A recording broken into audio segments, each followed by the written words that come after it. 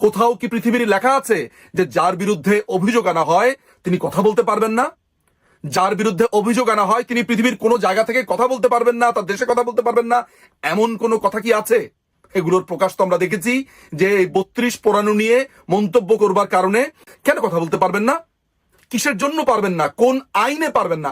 একটা আইন পৃথিবীর কেউ কি আমাকে দেখাতে পারবে যে এই কারণে তিনি কথা বলতে পারবেন না?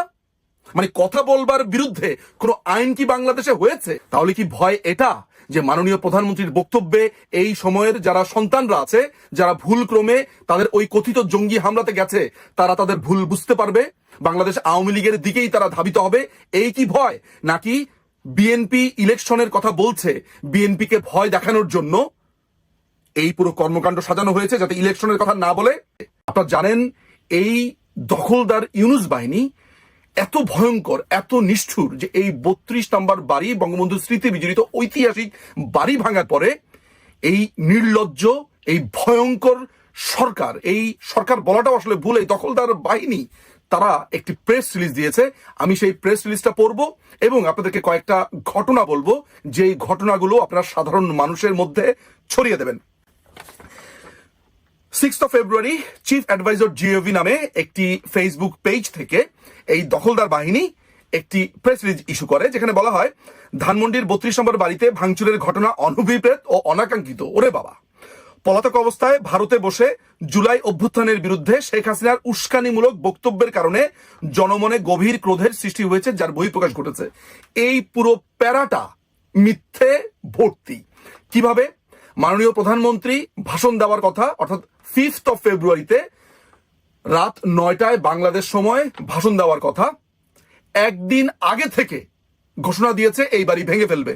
আপনারা জানেন যে ফ্রান্সে বসে পিনাকি ভট্টাচার্য এটার পুরো মাস্টার মাইন্ড ছিল এবং সে কিভাবে মব ক্রিয়েট করেছে, সে কিভাবে মানুষকে একত্রিত করেছে এবং ঘোষণা দিয়ে এই বাড়ি ভাঙার পুরো কার্যক্রম চলছিল। মাননীয় প্রধানমন্ত্রী যদি ফেব্রুয়ারির 5 তারিখে রাত 9টায় বাংলাদেশ সময় ভাষণ তখনও দেয়নি, তার আগেই এই মানুষজন কিভাবে বুঝলো যে এটা উস্কানিমূলক বক্তব্য হবে? মানে ভাষণের আগেই যদি কেউ বুঝে ফেলে এটা উস্কানিমূলক হবে, তাহলে তো বুঝতে হবে যে এটা পুরোটা হচ্ছে স্টেট ফান্ডেড এবং রাষ্ট্র এটার সম্পূর্ণভাবে অ্যাকোমোডেট করেছে। একে টাকা পয়সা দিয়ে, এই যে বুলডোজার এসেছে সেখানে লেখা ছিল ঢাকা উত্তর সিটি কর্পোরেশন, সেখানে সরকারি বুলডোজার এসেছে, সরকারি লোকরা এসেছে, পুলিশ সেখান থেকে সরে গেছে, আর্মি লোক দেখানো সেখানে এসে তারা সেখান থেকে হাসতে হাসতে চলে গেছে। অর্থাৎ পুরো রাষ্ট্র এই জিনিসটা করেছে, নাম দিয়েছে সাধারণ মানুষ করেছে, যেখানে আমাদের কাছে স্পষ্ট নিদর্শন আছে যে আইসিসের পতাকা উড়েছে, হামাসের পতাকা উড়েছে, সেখানে হিজবুত তাহরির ছেলেপেলেরা সেখানে ভিড় করেছে। যাই হোক, আমার এখানে সাধারণ মানুষ আপনাদের কাছে একটা বিনীত প্রশ্ন, সেটা হচ্ছে মাননীয় প্রধানমন্ত্রী আপনারা জানেন গত 3-3.5 মাস বা 4 মাস ধরেই বলা যেতে পারে যে পৃথিবীর বিভিন্ন দেশে যারা বাংলা ভাষাভাষী আছে, বাংলাদেশিরা আছে, তাদের উদ্দেশ্যে তিনি ভাষণ দিয়ে যাচ্ছিলেন। আমি নিজে লন্ডনের ইমপ্রেশন হলে একটি আপনার এরকম মিটিং এ আমি অ্যাটেন্ড করেছিলাম। এইভাবে তিনি সাউথ কোরিয়া, বেলজিয়াম, আমেরিকা, তারপরে হচ্ছে মধ্যপ্রাচ্যের বিভিন্ন দেশে, খুব সম্ভবত অস্ট্রেলিয়াতেও, কানাডাতেও, অর্থাৎ পৃথিবীর বিভিন্ন জায়গাতে মাননীয় প্রধানমন্ত্রী লাইভ ভাষণ দিয়েছিলেন। সেগুলো আপনারা শুনেছেন। সেগুলো তো ইন্টারনেটের জগতে সেদিন যে ভাষণটা দিয়েছে 5 ফেব্রুয়ারি, সেটাও ইন্টারনেটে। সুতরাং আগের যে ভাষণ দিয়েছে এরকম 50-60টা, সেগুলো এরকম লাইভ হয়েছে এবং আপনারা সেসব বক্তব্য দেখেছেন। তো এতগুলো ভাষণ দেওয়ার পরে জনমনে অসন্তোষ তৈরি হয়নি? খুবই পার্টিকুলারলি ছাত্রলীগের পেজ থেকে তিনি যখন ভাষণের ঘোষণা দিলেন তখন জনমনে অসন্তোষ তৈরি হলো, তাও 24 ঘন্টা আগে বা তারও আগে। মানে ভাষণ দেওয়ার আগেই যখন বলেছে বা বলছে যে উস্কানিমূলক বক্তব্যের কারণে জনতা সেখানে জড়ো হয়েছে, তাহলে বুঝতে হবে যে এই পুরো ব্যাপারটি প্ল্যান্ড। কারণ ভাষণের আগে তো কারো পক্ষে বোঝার কথা না যে তিনি কি বলবেন। এবং আপনারা ভাষণ শুনেছেন, আপনারা নিশ্চয়ই দেখেছেন, তার সেই ভাষণগুলোর অনেক অংশ আপনারা জানেন, এর আগের অন্যান্য ভাষণে শুনেছেন, এবং তিনি সেখানে সাধারণ ছাত্রদের উদ্দেশ্যে বলেছেন যে তার ছাত্রদের প্রতি রাগ নেই, ক্ষোভ নেই, এই বয়সটাই এমন, তারাও একসময় রাজনীতি করেছেন। এই কথাগুলো তো খুবই সত্য। সেখানে উস্কানিমূলক কি কথা আছে? ওই প্রেস রিলিজের এবার দ্বিতীয় প্যারাটা যদি আমরা লক্ষ্য করি, তাহলে সেখানে দেখতে পাই লেখা আছে গত 6 মাসে 32 নম্বর বাড়িটিতে কোনো ধরনের আক্রমণ, ধ্বংসযজ্ঞ হয়নি। গতকাল রাতে এটি ঘটেছে পলাতক শেখ হাসিনার বক্তব্য ঘিরে, যার দুটি অংশ আছে। মিথ্যাচারের যদি একটা ক্লাসিক এক্সাম্পল হয়, তাহলে বোধ করি এই দ্বিতীয় প্যারাটা, এটা মনে হয় ক্লাস 8 পাস ফারুকি লিখে দিয়েছে, কারণ ফারুকিকে দেখেছি এটা শেয়ার করতে। তো এই আমি অন্যের কথা বলবো না, শুধুমাত্র 8 পাস ফারুকী যে এখন অপদেষ্টা হয়েছে, যখন সে অপদেষ্টা হয়নি, এই নাখালপাড়ার ড্রাগখোরটা এর আগে একটা স্ট্যাটাস দিয়েছিল, খুব সম্ভবত 5ই অগাস্টের পরপর। সে কি লিখেছিল সেটা নিশ্চয়ই আপনার স্ক্রিনে দেখতে পাচ্ছেন। সেখানে সে আহ্বান করেছিল ইউনূস যাতে 32 নম্বরের পোড়া বাড়িটা দেখতে যায়, কারণ 5ই অগাস্ট বঙ্গবন্ধুর এই বাড়িটি, এই ঐতিহাসিক বাড়িটি আগুনে পুড়িয়ে দেওয়া হয়। তো 5ই অগাস্ট কি 6 মাসের অংশ নয়? বলল যে 6 মাসে এই বাড়িটির কোনো ক্ষতি করা হয়নি, কোনো ধরনের ধ্বংসযজ্ঞ চালানো হয়নি। তাহলে 5ই অগাস্টে যে এই বাড়িটা দাউ দাউ করে পুড়ছিল, যেটা আপনারা স্ক্রিনে দেখতে পাচ্ছেন, তাহলে সেটা কি? এই বাড়িটা 5ই অগাস্টে পুড়েছে, এরপরে এটাকে গুড়িয়ে দেওয়ার জন্য তাদের ভেতরের যেই অমানসিক চিন্তাটা, অমানসিক আকাঙ্ক্ষাটা, সেটাই বাস্তবায়ন করেছে।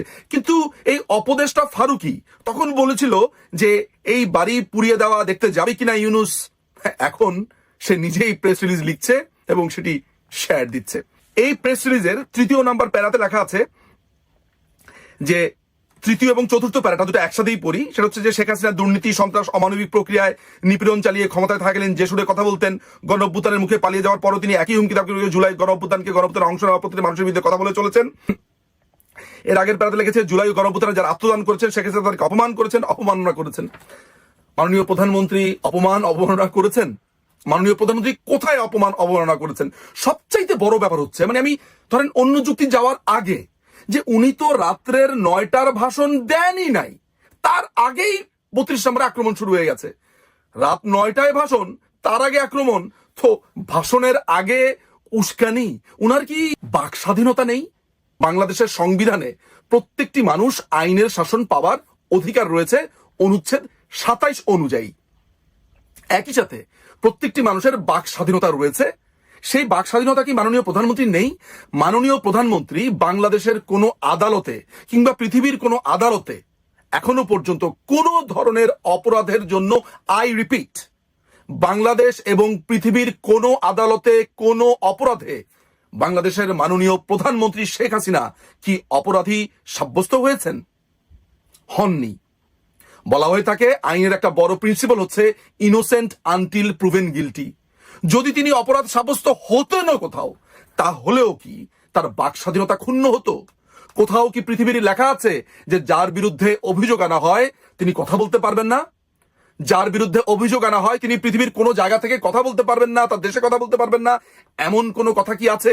এগুলোর প্রকাশ তো আমরা দেখেছি যে এই 32 পোড়ানো নিয়ে মন্তব্য করবার কারণে বই মেলাতে এই নোংরা কথিত প্রেস সচিব শফিকুল আলমের এই ডাস্টবিন ইস্যুতে যখন মেহের আফরোজ শাওন, বাংলাদেশের একজন অন্যতম অভিনেত্রী, তিনি কথা বলেছেন, তাকে গ্রেফতার করা হয়েছে। গ্রেফতার করা হয়েছে বাংলাদেশের আরেকজন অন্যতম অভিনেত্রী সোহানা সাবাকে। কেন?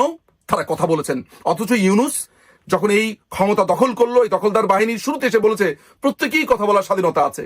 এই কি কথা বলার স্বাধীনতা যে শুধুমাত্র প্রতিবাদ করবার জন্য তাদেরকে গ্রেফতার করা হয়েছে? মাননীয় প্রধানমন্ত্রীকে যে বারবার বলা হচ্ছে তিনি কথা বলতে পারবেন না, কেন কথা বলতে পারবেন না? কিসের জন্য পারবেন না? কোন আইনে পারবেন না? একটা আইন পৃথিবীর কেউ কি আমাকে দেখাতে পারবে যে এই কারণে তিনি কথা বলতে পারবেন না? মানে কথা বলবার বিরুদ্ধে কোনো আইন কি বাংলাদেশে হয়েছে? নাকি এটা গায়ের জোরে প্রতিষ্ঠা করতে চাচ্ছে? তার থেকেও বড় কথা যে এইভাবে মাসের পর মাস মাননীয় প্রধানমন্ত্রী বক্তৃতা দিলেন, অনেকবার ভাষণ দিয়েছেন। তো মাননীয় প্রধানমন্ত্রী সেই ভাষণগুলোর সাথে তো এই ভাষণ মোটামুটি বলা যায় যে কাছাকাছি। সেখানে ছাত্রদের উদ্দেশ্যে কিছু কথা ছিল। সেই ছাত্রদের উদ্দেশ্যে কথাগুলো কি ছিল? যে তারা অনেকের প্ররোচনাতে সেখানে এসেছে, ছাত্রদের প্রতি রাগ নেই, তারাও একসময় আন্দোলন করেছেন। তাহলে কি ভয় এটা যে মাননীয় প্রধানমন্ত্রীর বক্তব্যে এই সময়ের যারা সন্তানরা আছে, যারা ভুল ক্রমে তাদের ওই কথিত জঙ্গি হামলাতে গেছে, তারা তাদের ভুল বুঝতে পারবে, বাংলাদেশ আওয়ামী লীগের দিকেই তারা ধাবিত হবে? এই কি ভয়? নাকি বিএনপি ইলেকশনের কথা বলছে, বিএনপিকে ভয় দেখানোর জন্য এই পুরো কর্মকাণ্ড সাজানো হয়েছে যাতে ইলেকশনের কথা না বলে? নাকি এইটা ছিল এমন একটা শোডাউন, তাদের যে দল আছে নাগরিক কমিটি, তারা যেই কিংস পার্টি বানাচ্ছে, সেই পার্টি এরকম মারমার কাট করে জানান দিল যে তারা বাংলাদেশে কি করতে আসছে? আমার তো মনে হচ্ছে যে নির্বাচনের কথা যে বারবার বলছিল বিএনপি এবং অন্যান্য দলগুলো, তাদেরকে দমানোর জন্য, তাদেরকে ভয় দেখানোর জন্য, যে নির্বাচনের কথা যদি আরেকবার বলো তাহলে আমরা এই ঘটনাগুলো ঘটাবো। এটাই সম্ভবত রিজন, এটাই সম্ভবত কারণ এই ঐতিহাসিক বাড়িকে গুড়িয়ে দেওয়ার মধ্য দিয়ে তারা সেটা করেছে। প্রিয় দর্শক, প্রিয় সমর্থক যারা আছেন, যারা দেখছেন, যারা বাংলাদেশ আওয়ামী লীগকে ভালোবাসেন, মুক্তিযুদ্ধকে ভালোবাসেন, বঙ্গবন্ধুকে ভালোবাসেন, আপনারা এই বক্তব্যগুলো ছড়িয়ে দিন, জানিয়ে দিন এই যুক্তিগুলো যে মাননীয় প্রধানমন্ত্রীর কি বাক স্বাধীনতা নেই? মাননীয় প্রধানমন্ত্রীর বিরুদ্ধে কোনো অভিযোগ কি প্রমাণিত হয়েছে যে তিনি কথা বলতে পারবেন না? মাননীয় প্রধানমন্ত্রী রাত 9টায় ভাষণ দেওয়ার আগেই, তার কথা আগেই, যখন এই 32 নম্বর পোড়াতে আসলো, গুড়াতে আসলো, তার আগেই কিভাবে বুঝলো যে তিনি উস্কানিমূলক বক্তব্য দিবেন? বক্তব্যের আগেই কিভাবে সেটা বোঝা সম্ভব? এই প্রশ্নগুলো করুন, এই যুক্তিগুলো দেখান এবং জনে জনে ছড়িয়ে দিন। আমাদের হাতে যে অস্ত্র আছে, আমাদের হাতে শক্তি আছে, এই বক্তব্যগুলো ছড়িয়ে দেওয়ার, এই বক্তব্যগুলো মানুষের কাছে পৌঁছে দেওয়ার, সেটা করেন। এই ক্ষমতাটুকুর পুরো ব্যবহার আমরা করব। বাংলাদেশের মানুষকে জাগিয়ে তুলুন, বাংলাদেশের মানুষকে বলুন এই নমরুদ সরকার, এই ভয়ঙ্কর সরকারের পতন ঘটাতেই হবে এবং ভয়ঙ্কর ভাবেই ঘটাতে হবে। আমাদের যদি একটা সন্তানও বেঁচে থাকে, আমাদের লেগেসি যদি একজনও বেঁচে থাকে এই বাংলাদেশে, আমরা থাকি আর না থাকি, এই প্রত্যেকটি অন্যায়ের বিচার তারাই করবে। আমরা বেঁচে থাকলে আমরা করব, আমরা মরে গেলে আমাদের পরের প্রজন্ম করবে, আমাদের পরের প্রজন্ম বেঁচে না থাকলে তার পরের প্রজন্ম করবে। কারণ এই টর্চ, এই আন্দোলন, এই ক্রোধ সবার ভেতরেই প্রবাহিত হয়েছে। প্রত্যেকেই শপথ নিয়েছি এবং বড় কিছু নিশ্চয়ই আসছে। দেখতে থাকুন, ছড়িয়ে দিন। অনেক ধন্যবাদ। জয় বাংলা, জয় বঙ্গবন্ধু, বাংলাদেশ চিরজীবী হোক।